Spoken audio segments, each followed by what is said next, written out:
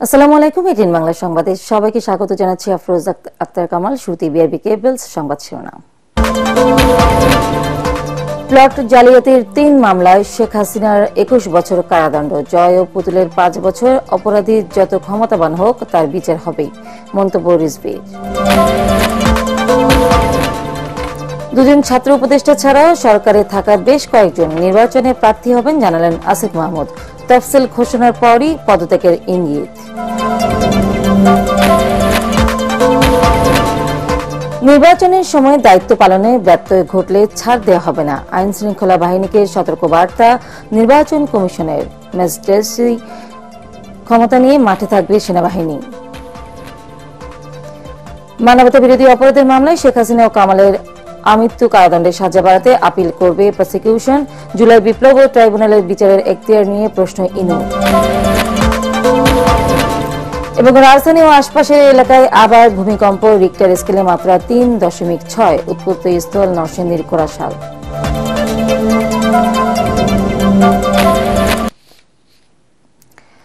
শুনছিলেন BRB cables সংবাদ শিরোনাম। এবার বিস্তারিত। গণহত্যার মামলায় ফাঁসির রায়ের পর এবার দুর্নীতির দায়ে ২১ বছরের কারাদণ্ড দেওয়া হল সাবেক প্রধানমন্ত্রী শেখ হাসিনাকে। রাজধানীর পূর্বাঞ্চলে প্লট জালিয়াতির ৩ মামলার প্রত্যেকটিতে শেখ হাসিনাকে ৭ বছর করে মোট ২১ বছরের কারাদণ্ড দিয়েছেন আদালত। এছাড়া তার ছেলে সজীব ওয়াজেদ জয় ও মেয়ে সাইমা ওয়াজেদ পুতুলকে ৫ বছর করে কারাদণ্ড দেওয়া হয়। সরকার প্রধান হয়ে এমন জালিয়াতিকে রাষ্ট্রের সঙ্গে বিশ্বাসঘাতকতা বলে মন্তব্য করেন বিচারক। এই রায়ের মাধ্যমে এমন দুর্নীতি ভবিষ্যতে বন্ধ হবে বলে প্রত্যাশা দুদকের আইনজীবীদের। মুশফিকুর রহমানের রিপোর্ট। ক্ষমতার অপব্যবহার করে পূর্বাঞ্চলে সরকারি জমি নেয়ার অভিযোগে দুদকের ৩ মামলায় সাবেক প্রধানমন্ত্রী শেখ হাসিনাকে প্রতিটিতে ৭ বছর করে মোট ২১ বছরের কারাদণ্ড দিয়েছে আদালত। পাশাপাশি তার মেয়ে সাইমা ওয়াজেদ পুতুলকে ৫ বছর ও ছেলে সজীব ওয়াজেদ জয়কে ৫ বছর কারাদণ্ডের সঙ্গে ১ লাখ টাকা অর্থদণ্ড দেয়া হয়। বৃহস্পতিবার ঢাকার পঞ্চম বিশেষ জজ মোহাম্মদ আব্দুল্লাহ আল মামুন এই রায় পড়ার সময় পর্যবেক্ষণে বলেন, ভুয়া হলফনামা জমা দেন শেখ হাসিনা। টানা ৪ বারের প্রধানমন্ত্রীর এমন জালিয়াতিতে দুঃখ প্রকাশ করেন বিচারক। বলেন, এই প্রতারণার মাধ্যমে তিনি রাষ্ট্রের সঙ্গে বিশ্বাসঘাতকতা করেছেন।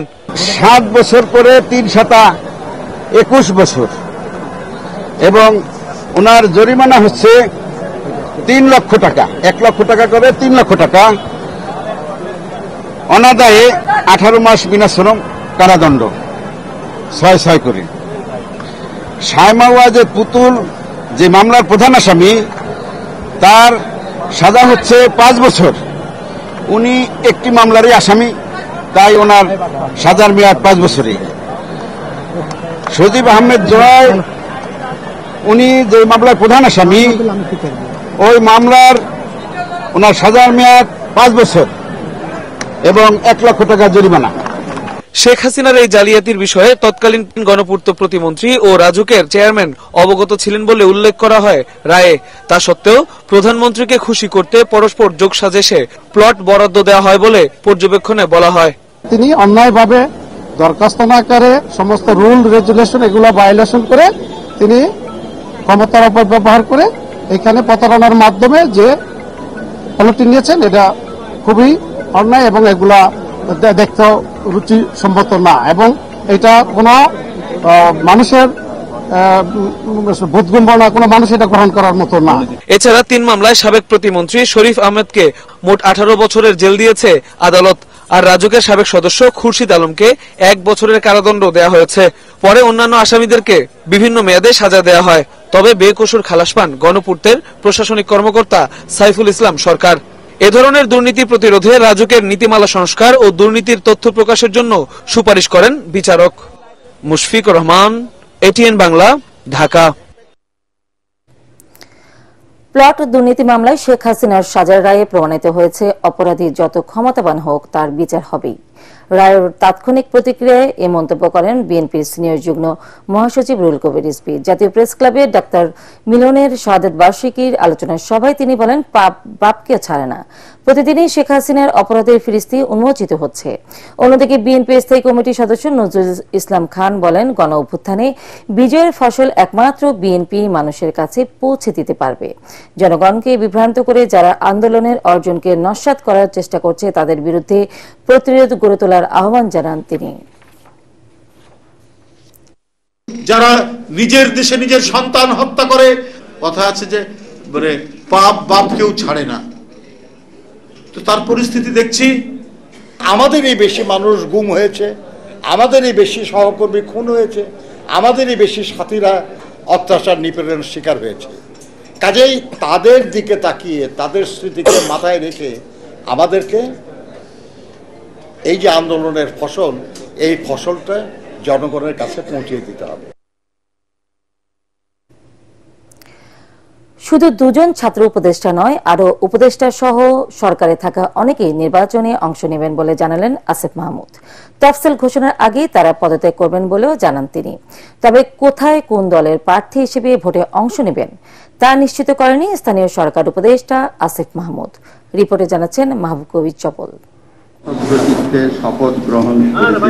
বিদায়ের সুর অন্তর্বর্তী সরকারে দুজন ছাত্র উপদেষ্টা আসিফ মাহমুদ ও মাহফুজ আলম সেই পথে সবার আগে যাত্রী হচ্ছেন, এমনটাই শোনা যাচ্ছিল। তবে স্থানীয় সরকার উপদেষ্টা আসিফ মাহমুদ জানান, তাদের সাথে আরও কয়েকজন উপদেষ্টা সহ সরকারে থাকা অনেকেই নির্বাচনে অংশ নেবেন। শুধু আমরা দুজন ছাত্র উপদেষ্টা না, আরও যারা সরকারি বিভিন্নভাবে জড়িত আছেন, আরও কেউ কেউ নির্বাচন করবেন এমন কথাও আছে। তো সবাই অবশ্যই, এটা এমন কোনো আইন নাই বা এরকম কোনো বিধিনিষেধ নাই যে আসলে নির্বাচনে অন্তর্বর্তীকালীন সরকারের উপদেষ্টা বা কেউ নির্বাচনে অংশগ্রহণ করতে পারবে না। ঢাকা 10 আসনে ভোটার হয়েছেন আসিফ মাহমুদ। সেখান থেকেই নির্বাচনের ঘোষণাও দিয়েছিলেন তিনি। তবে এখন বলছেন আসন ঠিক হয়নি। এনসিপি নাকি অন্য দল থেকে নির্বাচন করবেন, পরিষ্কার করেননি তাও। নির্বাচন করব ঘোষণা দিয়েছি, নির্বাচন কোথা থেকে করবো এখনো ঘোষণা দিইনি। কোনো কিছুই তো এখনো ফাইনাল হয়নি, ডেটও ফাইনাল হয়নি, শিডিউল ঘোষণা, তো সবকিছু ফাইনাল হোক আসতেছে।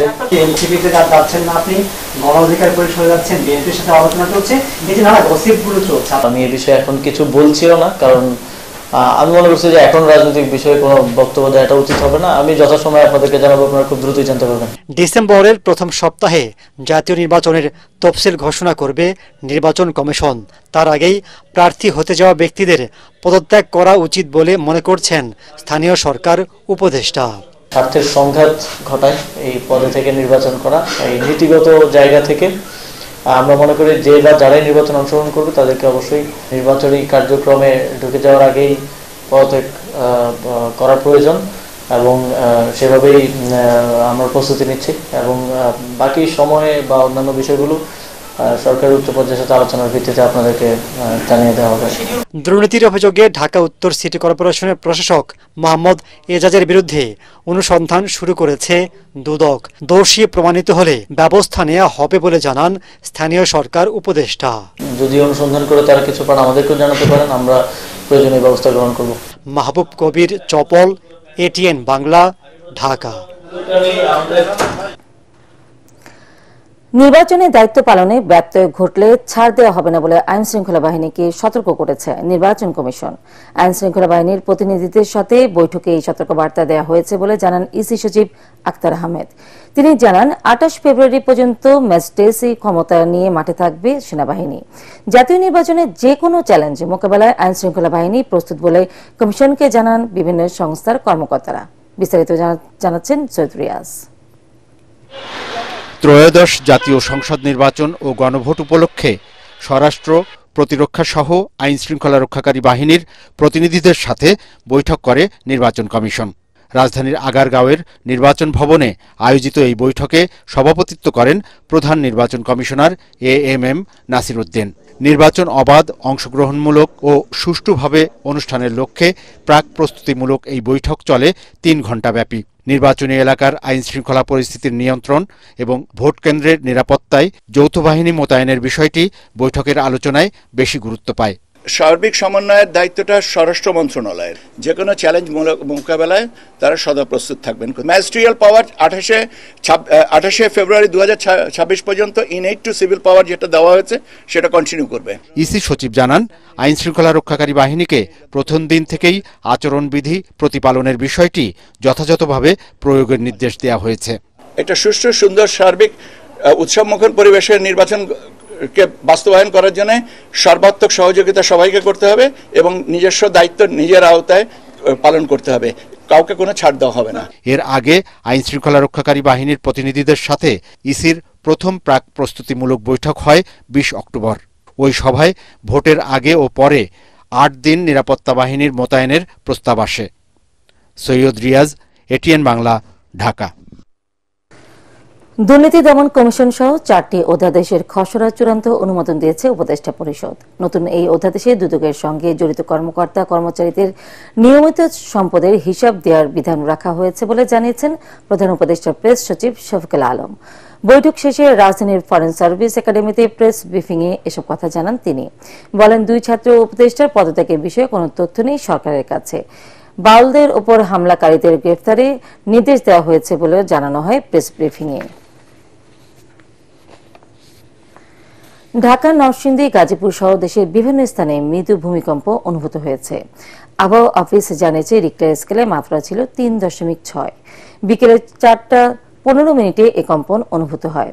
কেন্দ্রস্থল ছিল নরসিংদীর ঘোড়াশাল। এছাড়া বুধবার দিবাগত রাত 3:30টার দিকে সিলেটের টেকনাফেও মৃদু ভূমিকম্প অনুভূত হয়। অর্থাৎ 13 ঘন্টার মধ্যে বাংলাদেশের বিভিন্ন স্থানে 3 বার ভূমিকম্প অনুভূত হয়েছে। গত শুক্র ও শনিবার প্রায় 31 ঘন্টার মধ্যে ঢাকা ও এর আশপাশে 4 বার ভূমিকম্প হয়। শুক্রবার সকালে ঢাকা থেকে প্রায় 25 কিলোমিটার দূরে রিক্টার স্কেলে 5.7 মাত্রার ভূমিকম্পটির উৎপত্তিস্থল ছিল নরসিংদীর মাধবদ্বীপ। উৎপত্তিস্থলের গভীরতা ছিল ভূপৃষ্ঠ থেকে 10 কিলোমিটার গভীরে।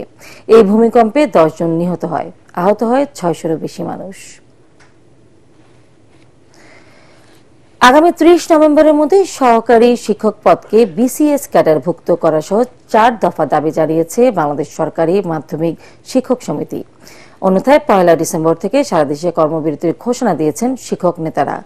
সকালে মাধ্যমিক ও উচ্চ শিক্ষা অধিদপ্তর মাউসির সামনে অবস্থান কর্মসূচি থেকে এই ঘোষণা দেওয়া হয়। তারা বলেন, উচ্চ আদালতের রায় থাকা সত্ত্বেও বিভিন্ন জটিলতা দেখিয়ে সরকার তা বাস্তবায়ন করছে না। এতে সরকারি মাধ্যমিকের সহকারী শিক্ষকদের মাঝে হতাশার সৃষ্টি হয়েছে। সরকারের পক্ষ থেকে ইতিবাচক সাড়া না পাওয়া পর্যন্ত কর্মসূচি চলবে বলেও জানান শিক্ষকরা। ধর্মের অপব্যাখ্যা দিয়ে মানুষকে বিভ্রান্ত করার অধিকার কারণেই বলে মন্তব্য করেছেন ধর্ম উপদেষ্টা আ.ফ.ম. খালিদ হোসেন। এ বিষয়ে আলেম সমাজকে সতর্ক থাকার আহ্বান জানিয়েছেন তিনি। বরিশালের চরমোনাই দরবারে 3 দিনব্যাপী মাহফিলের দ্বিতীয় দিনে উলামা, শিক্ষাবিদ ও বুদ্ধিজীবী সম্মেলনে দেয়া বক্তৃতায় তিনি এসব কথা বলেন। ধর্ম উপদেষ্টা বলেন, সরকার নির্বাচন আয়োজনে আন্তরিক, তবে কেন্দ্র পাহারা দেয়া এবং সুষ্ঠুভাবে নির্বাচন সম্পন্ন করার দায়িত্ব জনগণের। এ সময় চরমোনাই পীর ইসলামী আন্দোলনে বাংলাদেশের আমির মুফতি সৈয়দ মোহাম্মদ রেজাউল করিম বলেন, কোন দল এককভাবে রাষ্ট্র ক্ষমতায় আসলে তারাও ফ্যাসিস্ট সরকারকে পরিণত হবে। সন্ধানী লাইফ ইন্স্যুরেন্স আন্তর্জাতিক সংবাদ।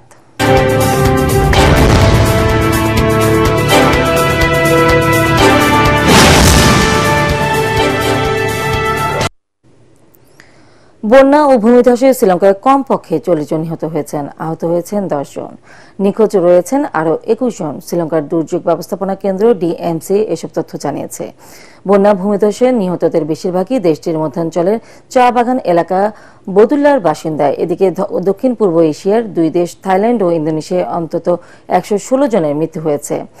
থাই সরকার জানিয়েছে, টানা 1 সপ্তাহের ভারী বৃষ্টিতে দক্ষিণাঞ্চলের 9টি প্রদেশ ভয়াবহ সংকটে পড়েছে। অন্যদিকে ইন্দোনেশিয়ায় ঘূর্ণিঝড়ের পর সৃষ্ট বন্যায় 61 জনের মৃত্যু হয়েছে। ফেনী দাগনভূঞায় বিএনপির ভাইস চেয়ারম্যান আব্দুল আওয়াল মিন্টুর গাড়িবহরে বালু বোঝাই ট্রাক দাঁড় করিয়ে সড়ক অবরোধের অভিযোগ উঠেছে। জেলা ছাত্রদলের বহিষ্কৃত নেতা কাজী জামশেদুর রহমান ফটিকের নির্দেশনায় এ অবরোধ করা হয় বলে অভিযোগ করেছেন মিন্টুর সমর্থকরা। বিকেলে দাগনভূঞা উপজেলার 0 পয়েন্টে এই ঘটনা ঘটে। উপজেলা বিএনপির আহ্বায়ক আকবর হোসেন জানান, সিলোনিয়া বাজারে পথসভা শেষে মিন্টুর গাড়িবহর দাগনভূঞা বাজার অতিক্রম করার সময় 0 পয়েন্টে বালু বোঝাই একাধিক ট্রাক দাঁড় করিয়ে সড়ক অবরোধ করা হয়। প্রায় 40 মিনিট যান চলাচল বন্ধ থাকার পর দাগনভূঞা থানা, পুলিশ ও সেনাবাহিনী এসে ট্রাকগুলো সরিয়ে দিলে সড়কে স্বাভাবিক পরিস্থিতি ফিরে আসে। পরে ধানের শীষ প্রতীকের প্রার্থী আব্দুল আওয়াল মিন্টু গাড়িবহর সহ 0 পয়েন্টে অতিক্রম করে দাগনভূঞার তুলাতুলি বাজারে পথসভায় অংশ নেন। এবার খেলার খবর।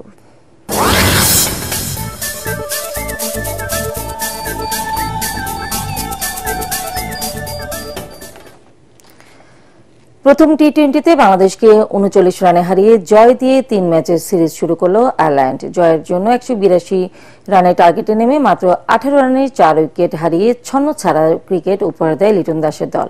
সেখান থেকে আর ম্যাচে ফিরতে পারেনি তারা। 50 বলে তাহিদ হৃদয় 83 রানের দারুণ এক ইনিংস খেললেও দলের পরাজয় ঠেকাতে পারেননি। নবম উইকেটে নিজেদের টি-20 ইতিহাসের রেকর্ড 48 রানের জুটি প্রাপ্তি বাংলাদেশের। শেষ পর্যন্ত 9 উইকেটে 142 রানে থামে স্বাগতিকদের ইনিংস। এর আগে চট্টগ্রামে টস হেরে ব্যাটিং করে দলের 40 রানে তানজিম হাসানের শিকারে পরিণত হন 21 রানে থাকা পল স্টার্লিং। 32 রানে থাকা টিম টেক্টরকে সাজঘরে ফেরত পাঠান রিশাদ। লরকান টাকারকে শরীফুল তুলে নিলে 105 রানে 3 উইকেট হারায় আইরিশরা। তবে হ্যারি টেক্টরের অপরাজিত 69 রানে 4 উইকেটে 181 রানের বড় পুঁজি পায় আয়ারল্যান্ড। শেষ করার আগে বিআরবি কেবলস সংবাদ শিরোনাম আরেকবার। প্লট জালিয়াতির 3 মামলায় শেখ হাসিনার 21 বছর কারাদণ্ড। জয় ও পুতুলের 5 বছর, অপরাধী যত ক্ষমতাবান হোক তার বিচার হবেই, মন্তব্য রিজভীর। দুজন ছাত্র উপদেষ্টা ছাড়াও সরকারে থাকা বেশ কয়েকজন নির্বাচনে প্রার্থী হবেন জানালেন আসিফ মাহমুদ। তফসিল ঘোষণার পরই পদত্যাগের ইঙ্গিত। নির্বাচনের সময় দায়িত্ব পালনে ব্যত্যয় ঘটলে ছাড় দেওয়া হবে না, আইন শৃঙ্খলা বাহিনীকে সতর্ক বার্তা নির্বাচন কমিশনের। ম্যাজিস্ট্রেসি ক্ষমতা নিয়ে মাঠে থাকবে সেনাবাহিনী।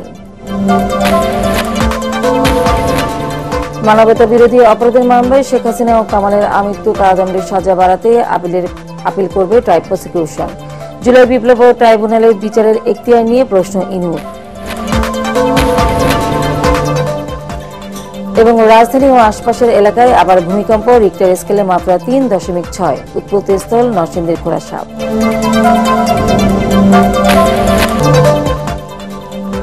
পরবর্তী সংবাদ দেখার আমন্ত্রণ জানিয়ে এখনকার মতো শেষ করছি। এটিএন বাংলার সংবাদ ইউটিউবে দেখতে ব্রাউজ করুন youtube/ATN Bangla News। ধন্যবাদ সবাইকে।